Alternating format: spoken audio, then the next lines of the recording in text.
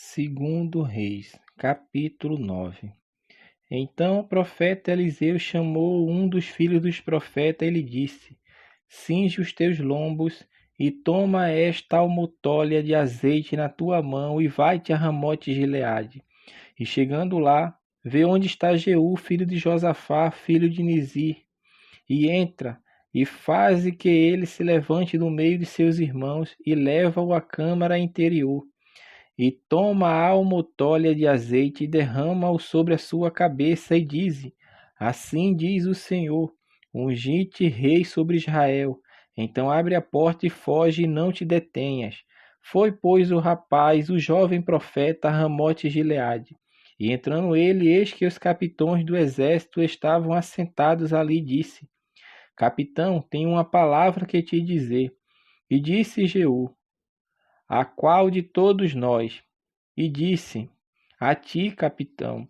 Então se levantou e entrou na casa, e derramou o azeite sobre a sua cabeça, e lhe disse: Assim diz o Senhor, Deus de Israel: Ungi-te rei sobre o povo do Senhor, sobre Israel, e ferirás a casa de Acabe, teu senhor, para que eu vingue o sangue de meus servos, os profetas, e o sangue de todos os servos do Senhor da mão de Jezabel.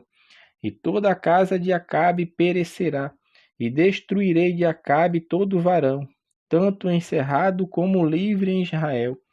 Porque a casa de Acabe hei de fazer como a casa de Jeroboão, filho de Nabate, e como a casa de Baza, filho de Aías. E os cães comerão a Jezabel no pedaço de campo de Jezreel. Não haverá quem a enterre. Então abriu a porta e fugiu. E saindo Jeú aos servos de seu senhor, disseram-lhe: Vai tudo bem? Porque veio a ti este louco? E ele lhe disse: Bem conheceis o homem e o seu falar. Mas eles disseram: É mentira. Agora, faze-no-lo saber. E disse: Assim me falou, dizendo: Assim diz o Senhor: Ungi-te rei sobre Israel. Então se apressaram e tomou cada um a sua veste e a pôs debaixo dele, no mais alto degrau, e tocaram a buzina e disseram: Jeú reina. Assim Jeú, filho de Josafá, filho de Nissim, conspirou contra Jorão. Tinha, porém, Jorão cercado a Ramote Gileade, ele e todo Israel, por causa de Azael, rei da Síria.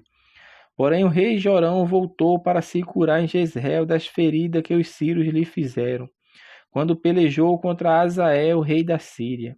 E disse Jeú: Se é da vossa vontade, ninguém saia da cidade, nem escape para ir anunciar isso em Jezreel.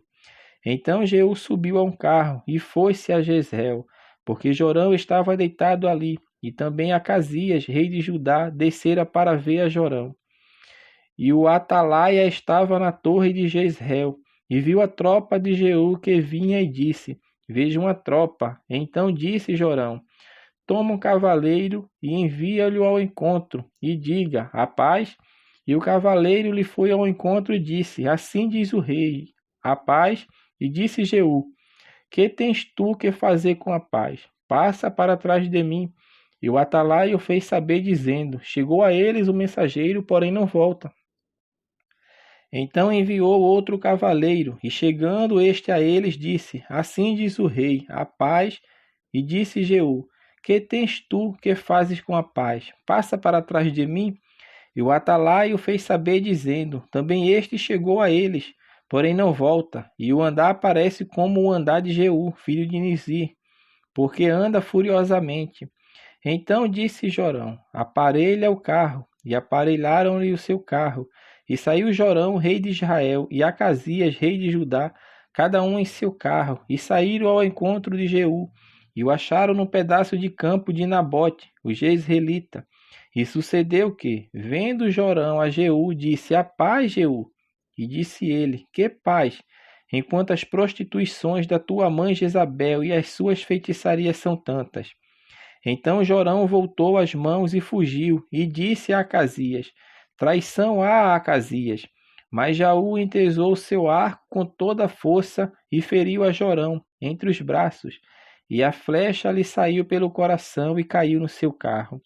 Então Jeú disse a Bídica, seu capitão: Toma-o, lança-o no pedaço do campo de Nabote o jezreelita, Pois lembra-te de que, indo eu e tu juntos a cavalo após Acabe seu pai, o Senhor pôs sobre ele esta carga, dizendo: Por certo que, se eu não visse ontem à tarde o sangue de Nabote e o sangue de seus filhos, diz o Senhor, também não te pagaria neste pedaço de campo, diz o Senhor. Agora, pois, toma-o e lança-o neste pedaço de campo, conforme a palavra do Senhor. O que, vendo Acasias, rei de Judá, fugiu pelo caminho da casa do jardim. Porém, Jeú seguiu após ele e disse: Fere também a este no carro a subida de Gur, que está junto a Ibleão. E fugindo para Megido, morreu ali.